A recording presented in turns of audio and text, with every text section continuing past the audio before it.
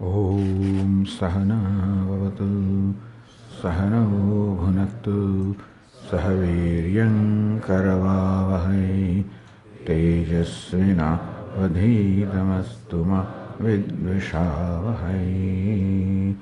Om Shanti Shanti Shanti.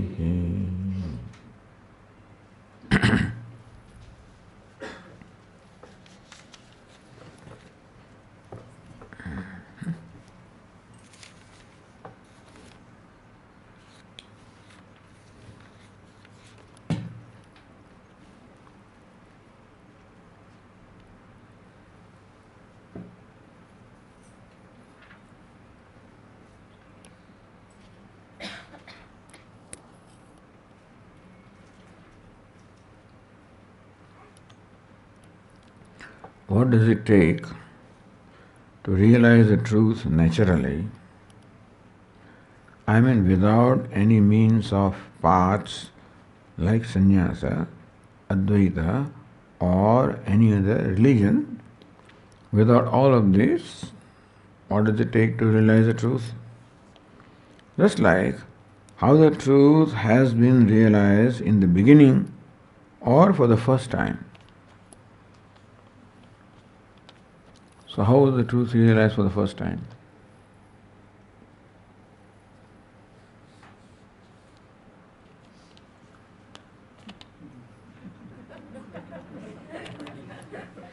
How was the truth realized for the first time?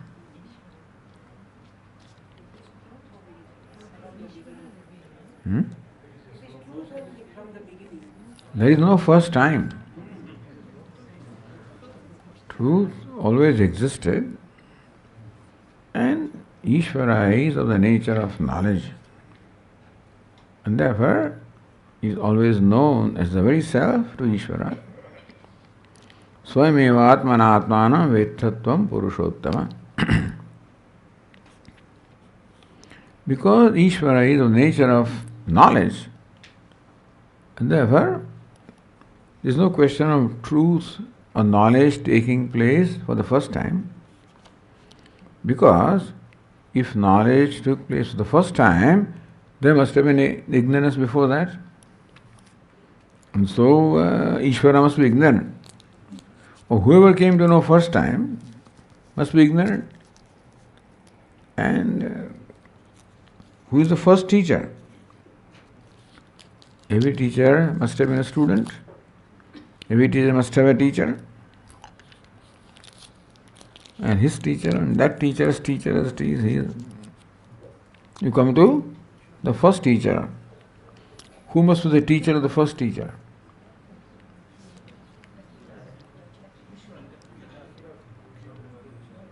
Who must be the teacher of the first teacher? Who is first teacher? Who is teacher and not a disciple? Every teacher is a disciple. But this chain of disciple, teacher has to conclude someplace. Where? To the one who is teacher but not the disciple. How come he is embodiment of knowledge? So there is no such thing as first time or first time knowledge taking place, anything happening first time. First time means a beginning, and basically Vedantins do not accept beginning. Between you and me, because beginning cannot be explained. That is why they say there is no beginning. Logically, beginning cannot be explained. So some people accuse you that because you cannot explain beginning, therefore you say there is no beginning. But indeed, there cannot be beginning. What is beginning?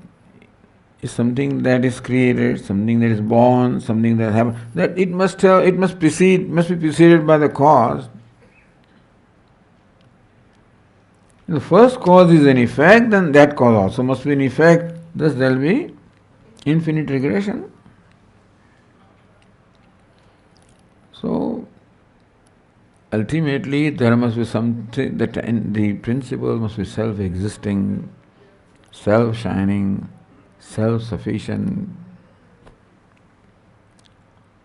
Self-knowledge, if you want to use the word knowledge, of the nature of knowledge.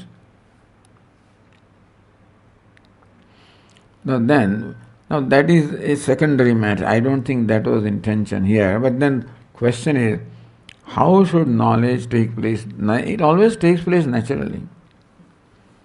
Knowledge takes place naturally anyway. Yeah, there is a path, there is a means, there is a sadhanam. But the sadhana ultimately ceases, cessation of sadhana. Because by knowledge it is not that there is a knower. It is not the knowledge which has a knower-known relationship. And so the knowledge manifests itself. Tesham evanukampartam aham ajnanajam tamah nasham bhavastha jnanadipena bhasvata. 10th chapter, Lord Krishna says, I dispel the darkness of ignorance in their heart by lighting the lamp of knowledge. And therefore knowledge takes place effortlessly. Effort is required for the effortlessness, that is a different matter. And so,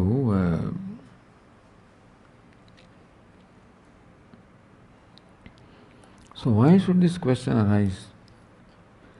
What does it take to realize the truth naturally? I mean, without any means or paths. Does it mean that you don't do anything? You want things just to happen, to take place? What does it take for things to descend down to me? For Bhagavan to give me knowledge. But that also Bhagavan should be made favorable to us to give knowledge. Even if Bhagavan gives knowledge. Bhagavan being who Bhagavan is, cannot indiscriminately do anything, isn't it? If he gives knowledge, then why should he give to me and not to somebody else? And he should give to everybody. Or give selectively. So Bhagavan also gives knowledge when, in the opinion of Bhagavan, certain conditions are satisfied. Bhagavan also cannot do something indiscriminately. Otherwise there would be no differences at all, no varieties, no diversity. No need for all these things. If Bhagavan, without any reason, gave knowledge.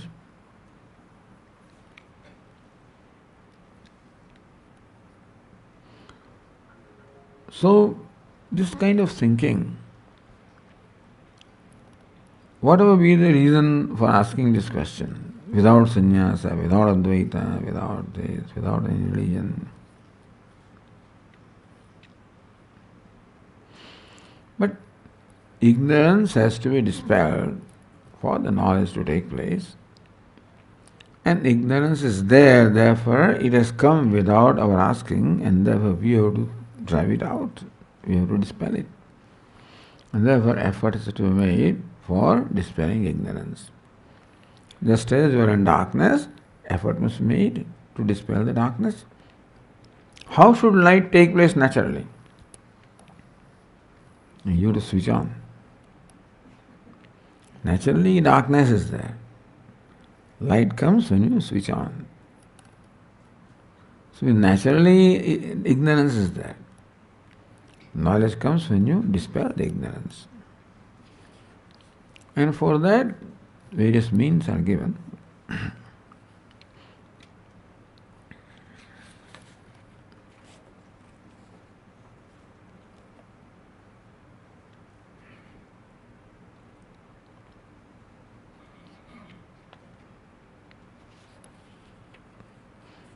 Swamiji fully explained the importance of memory in the context of Brahma Vidya. In the link like with space we explained. Smara akashad bhuyan. The smara or memory is superior to space. So what's the connection? So Upanishad itself gave the connection that even space also, when can you say space is? When can you say something is? When you recognize it. If you do not recognize something, it is as good as not there. When we do not recognize, then for us that entity is as good as not there, because space is not recognized as space. Therefore, something is there, space is not there. A person is there, but such and such person is not. If I don't recognize the person as Devadatta, then Devadatta is as good as not there. A person is there, Devadatta is not there. If Devadatta is not recognized, then I can't recognize, I remember Devadatta. So space also depends upon memory, that I should recognize this is space. The space does not have the freedom to make itself known to me unless I recognize it. So recognition of space essentially brings space into existence. See, when I don't recognize Devadatta, I'm talking to somebody and I don't know who I'm talking to, although I talk very smartly, so he may not know that I have not recognized him. And fortunately, somebody comes along and Swami, then the tube light happens. Until then, the Devadatta was not there, person, Until I recognize that person as Devadatta, the person was there, Devadatta was not there. You follow? That means that my remembering Devadatta gave existence to Devadatta. If I don't recognize Devadatta, Devadatta is as good as not there. By recognizing Devadatta manifested, meaning memory or recognition has created Devadatta. So space also. If I do not remember and do not recognize space, space is as good as not there. With smara, with memory, when the space is recognized, space has as though come into existence. So memory gives existence to space. Otherwise, poor space has no freedom to make itself known. If I recognize, then the space is space. Otherwise not. So my recognition creates what I recognize. You follow? So smara or memory creates. Is that clear?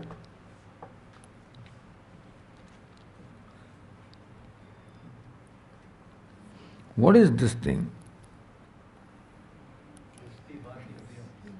What is this? What is this thing? That is too technical an answer for me. What is this thing? What is it?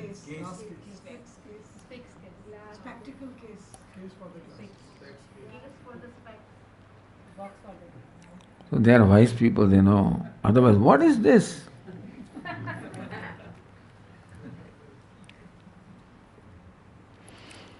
Now, there is no way to recognize what this thing is being used for as a book rest. Isn't it? These are all wise people, so they know. Otherwise, there is no way to recognize this is glass. How do you put glass in this? Can you put glass in this triangular stuff? Can there be a glass case? It's only when you do this and that and put something inside like that. Otherwise, like a book rest. So when you recognize this glass case has come into existence. Because when you did not recognize, it was not there for you, isn't it? Meaning that this entity cannot be utilized as a glass case. If you don't know it is glass case, oh, is that what it is? I did not know. Is this salt? I did not realize. Then it is not good, not there for you. You search for the salt everywhere, not recognized right there. So just an example. So memory brings into existence what you recognize. And so what space? Space also comes into existence when space is recognized as space. So memory is superior to space because it brings into existence space, right? Is that the link is established? Is it established? No, for the person I'm asking. Why is the order only after space? I mean, this principle could have been applied anytime, and even after the earlier element. So why after? Was it to make our thought process subtle up till Akash and then come to this? Yeah. So all subtlety of elements was already established by coming to space. So what is subtler than space? Brahman is subtler than, that is alright, but then Brahman is subtler in so many stages. That's how the memory came. So would it be right to say that the object in the space comes to the existence, not the space? If you recognize object, then object comes, whatever you recognize comes into existence. Whatever you recognize comes into existence in general. With object in space, object comes into existence. If you recognize space, then space comes into existence.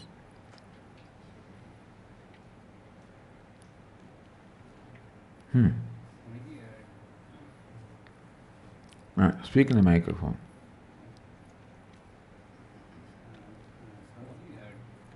Switch on. No, that's. Do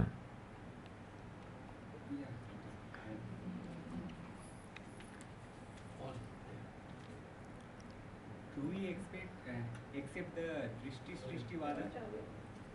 Yeah, we expect. This is Drishti Srishti Vada.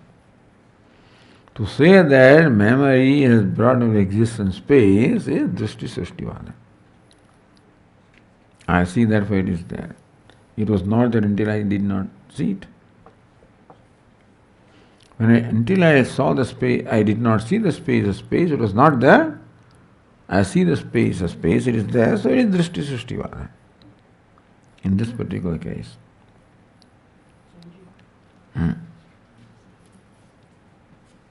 It is not working anyway. Where is the switch? The switch is not there when you don't recognize it, isn't it?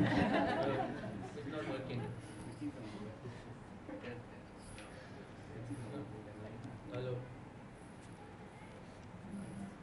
Okay.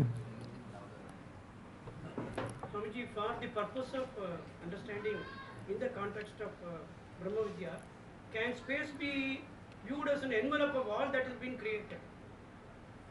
As space, avakasha, pradatru, akasha. That which accommodates is called avakasha. So yes, it is therefore it is subtlest because it accommodates everything else. So it was said how space is the cause of light, including Vayu. So how the principles of light, such as sun and moon and lightning and stars, are all in space. And so that is how light, heat, fire also is in space, and that way space accommodates heat or light. And so what is accommodated is inferior, what accommodates is superior.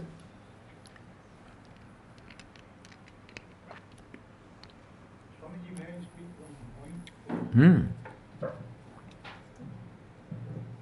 back in Central Salt and Marine Chemicals, this is some seminar was there on solar energy. There some scriptures were kept. Rishi Bhardwaj went around sun to understand the nature of sun mentally, came back and he did some work on solar energy. That type of some slots were there, which I don't remember right now. It is some 30-40 years old story. But what I derived from that, the memory of a specific space is more powerful than the space, because mentally I can travel anywhere if I remember that thing. So memory, here what we try to conclude is memory is greater than space. So if by memory I can bring any space within my purview or premises. So memory is that powerful. If I know certain thing about some space, I can transgress the space, not necessarily to transgress it physically. So space is space. It has its own properties and guna, etc. But memory is even far beyond that. That is what I conclude from this. Because how do you know there are gunas? How do you know that solar energy is such and such, it has certain gunas, qualities, attributes? Only when you know it. And lots of things are there. When you don't know, they are not as good as not there. So what potential there is in earth, and as we learn, we slowly and slowly unfold that potential. But until then, still do not know whether there is life in some planet or not. That's examining. So if you do not know, it is as good as not there. If you know that there is no life, then that is established. If you know there is no life, there is life, then it is established. Until then, it is as good as not established, so it's not there. In that, space is an example. Anything, the memory as though brings to existence the object of memory. Recognition brings to existence this glass case. You know, I would never have suspected this to be a glass case. You are smarter. I would never have suspected. You know.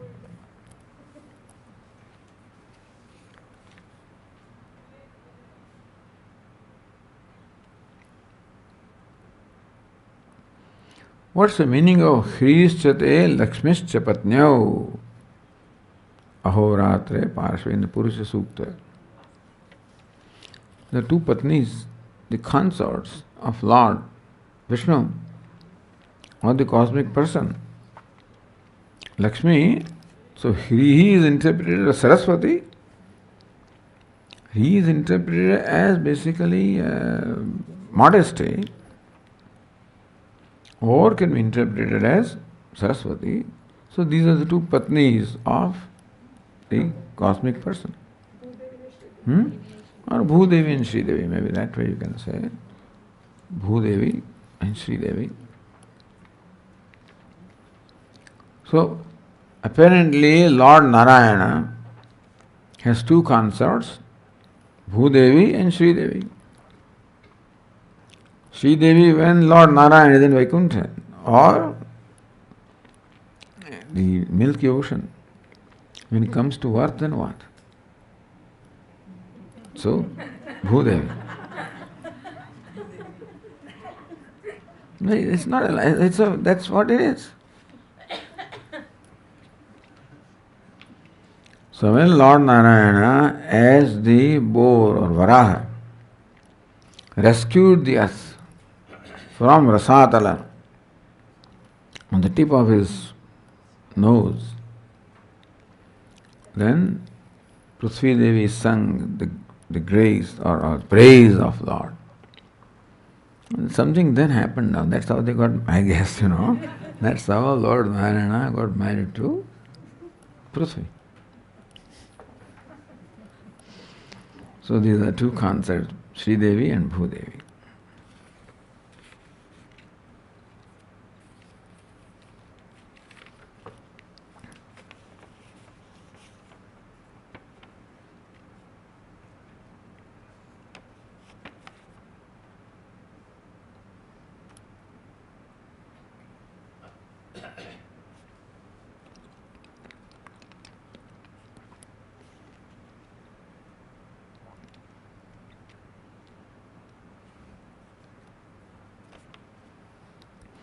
The word chitta is used in many ways in Vedic literature. Here, the meaning of chitta is intelligence, which is quite new. In Nirvana Shatka, Manobuddhi Ahankara Chittaninam, chitta is referred to in another meaning. Please explain this chitta, which is literally and figuratively confusing. Because we were told that manaha is superior to vak, and then what is the next one? Sankalpa is superior to manaha. Then what's the next? Chittam. So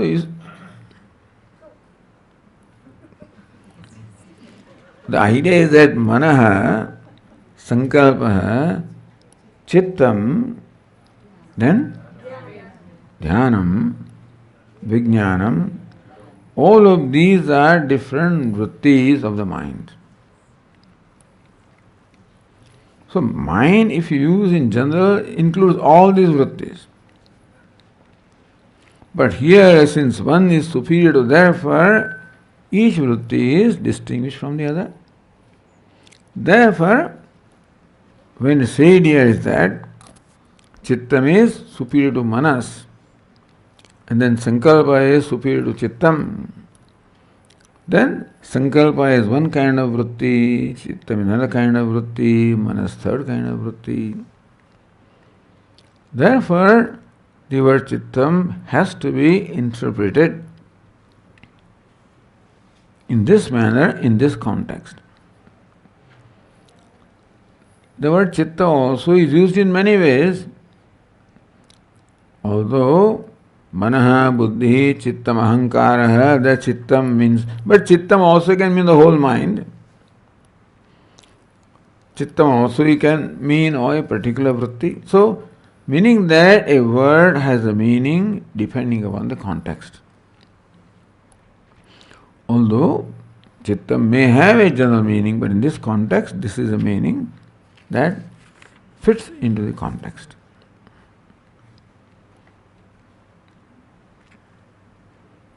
Therefore, give up the memory of that chitta.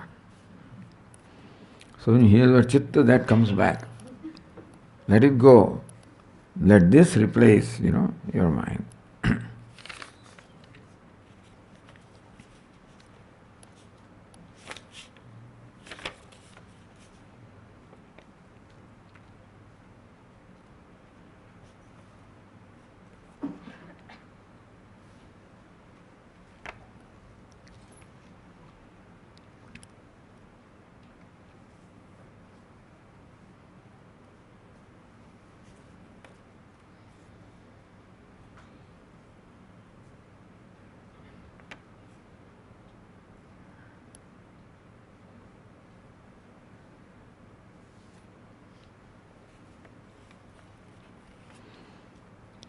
So here the thing is that fire leads to water, rain is understood. But no amount of water can produce food grains if there is no sunlight. So can we translate Teja as sunlight instead of fire? But there are always samanya karanas and a vishesha karana. So for the food to be produced, you need sunlight, and you need earth, and you need air, and millions of things you need. These are all general things that are required. But specifically, without water, there cannot be food. Therefore, it is asadharana karana. So for any event to happen, there are sadharana karana, there are sadharana karana. That is, words are uttered and you hear them. And so, asadharana karana is your faculty of hearing.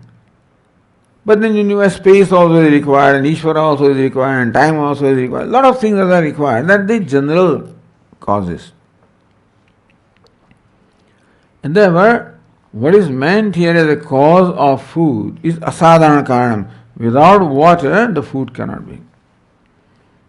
Without sunlight, maybe it could be. But without water, it cannot be. So, water is the asadharana karana. Sunlight also is required, earth is also required, fertilizer also is required.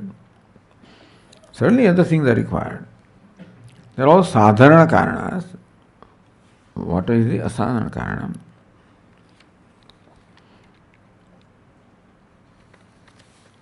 But the word teja also is used in the sense of Agni. Not only in the sense of light, but also Agni.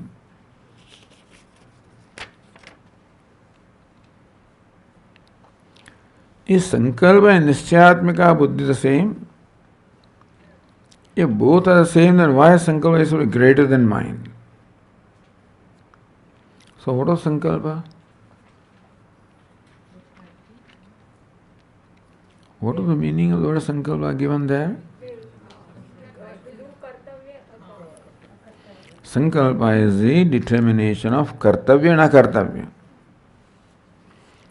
What should be done? Because that is what gives rise to an intention.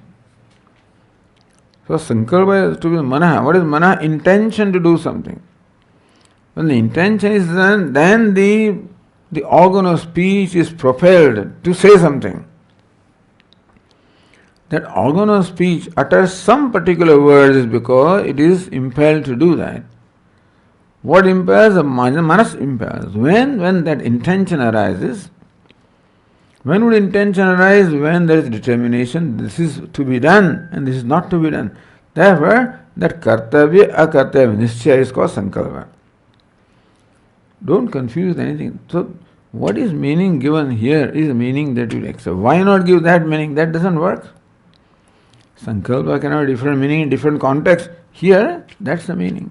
Otherwise, why should discuss at such detail, Suppose we say that this person is jnani now. Hariom Swamiji. Suppose I say this person is a jnani now. So what is in this person is it mind or it is buddhi, manas? What is getting the jnana? Buddhi. Is it only buddhi or? Basically, that is where the jnanam is. So that's where the jnanam is. So buddhi is a faculty of knowledge. We have manaha, buddhi, chittam, ahankara. So chittam is generally the faculty that is memory. Manaha is the faculty of sankalpa, vikalpa or feeling, and buddhi is the faculty of knowing. So that's where knowledge takes place. Swamiji, if we go by this sequence, then there are many things which is above the buddhi, like balam or dhyanam. So how do we relate? Here, as we said, all these are names for different vrittis.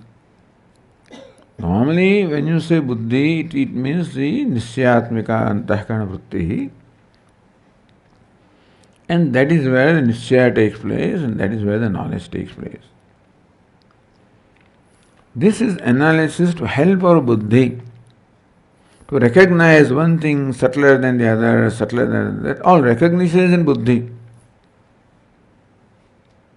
Until buddhi comes to know that what is Bhuma or Brahman, and that Brahman I am.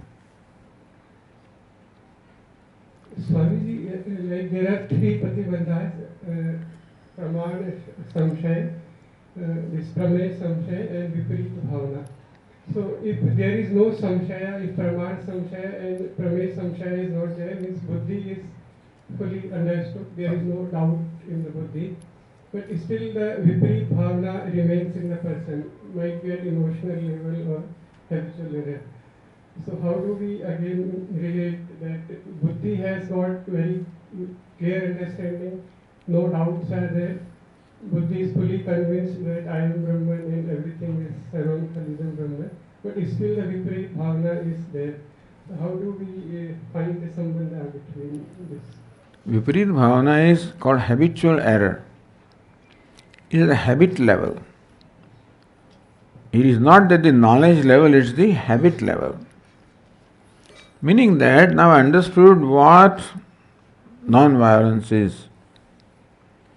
And still there may be a habit in me to get angry and violent.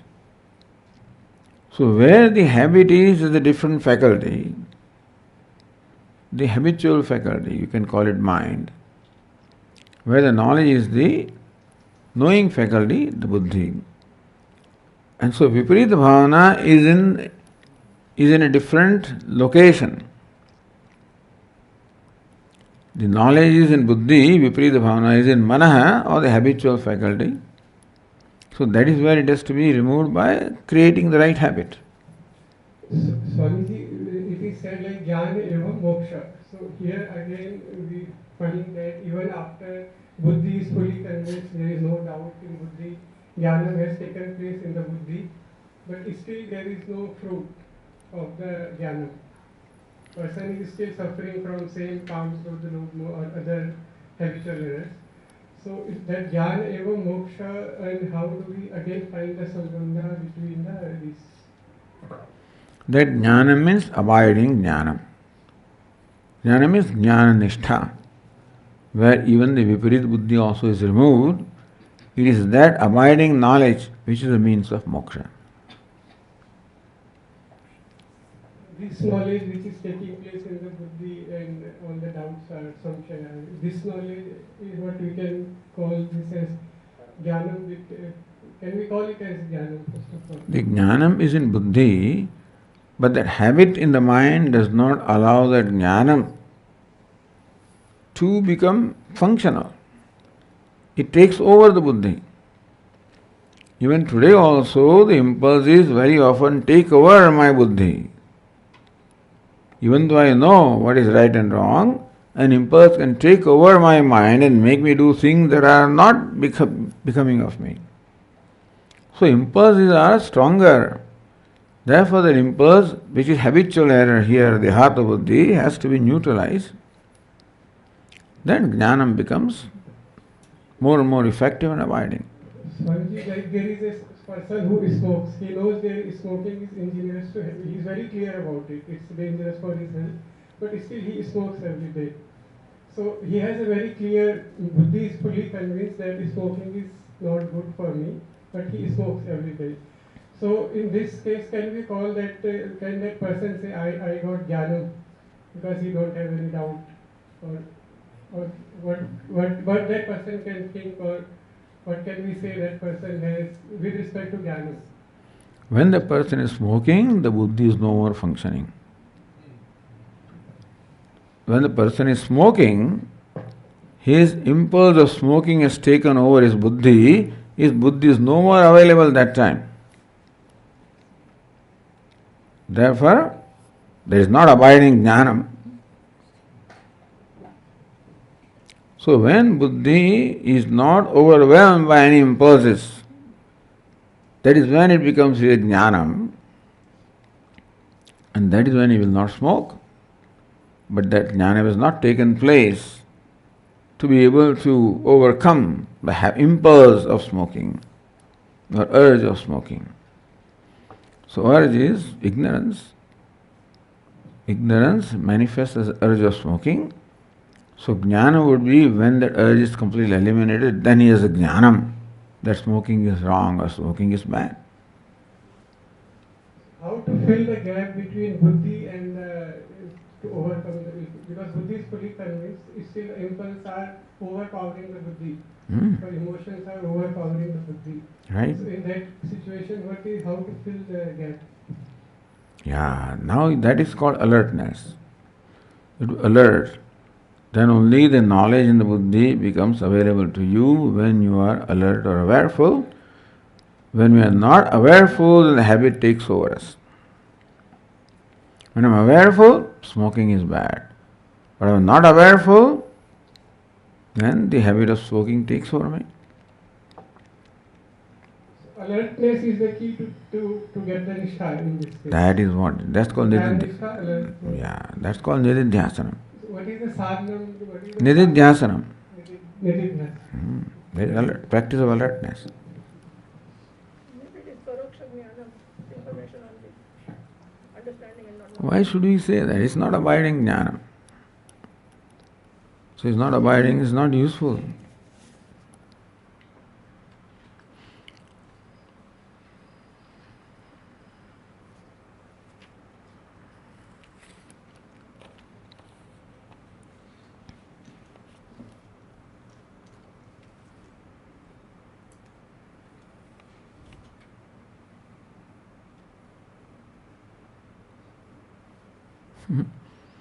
The 9th and 17th passages regarding Vijnanam and memory are supposed to be leading to the same idea. Vijnanam and memory. See, memory leads to recognition. It's called recognition. For me to cognize this object is one thing. To recognize the object as a part requires the memory. Then there is recognition. So that's one thing. And Vijnanam is knowledge. So recognition is one thing, knowledge, cognition is one thing. I cognize the object, that is Jnanam. I recognize, that is called the Pratyabhijna, recognition. And therefore, memory helps us in recognition.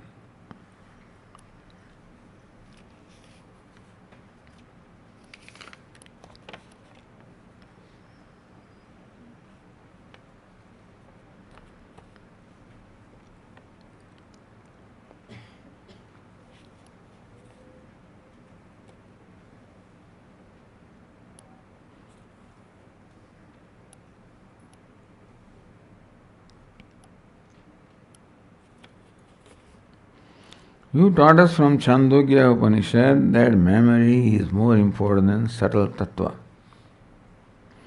So Jiva comes to this world usually with no memory. While dying, a Jiva loses his memory. Does subtle body lose memory? See, here memory is the function of the functioning of brain. When the jiva comes into being, his brain is not evolved enough to have memory. When the brain evolves, then the memory starts coming. Again, in the old age, it's quite likely that the brain is degenerated and therefore memory is lost. Therefore, this memory and loss of memory are all functions of brain. Subtle body has the potential of ahankara, buddhi, manaha, chittam. So then it carries all that potential with it. That I have memories in this lifetime, they all stay with me here because of my brain goes and therefore memories are all forgotten. Meaning that the subtle body does not carry specific memories. And therefore, when we are born without memory of the past. Because when we die, all memory is gone. Which is a great blessing, by the way. Suppose you had memory of the past, what would happen? Memory of this lifetime enough to make me miserable. If you remember the past, and then past, and then past, and then past, suppose it's a great blessing of Ishvara that we leave everything here and go with a clean slate, with no memory, isn't it? So memory is a function of the upadhi or this body which remains here, and you are born with the potential of memory, which you then cultivate.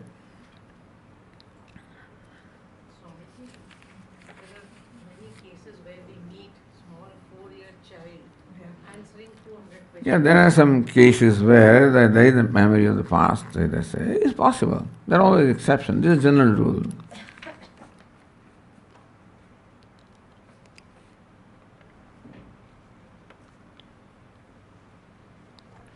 Swami, that no part of the Veda is not pramana, does this also apply to the prakriyas, different modes of creation? What is important is tatparya nirnaya. Determining what is the purport of a given text. Meaning that a given text or a given sentence can create knowledge when we determine the tatparya or the purport of that. So, long description can be there of the creation. What is the tatparya of that creation? Is to help us understand the mithyatva of the creation. So that is where the pramanyam is. Not in description, but what is intended to be conveyed by the description. That's what the pramanya is.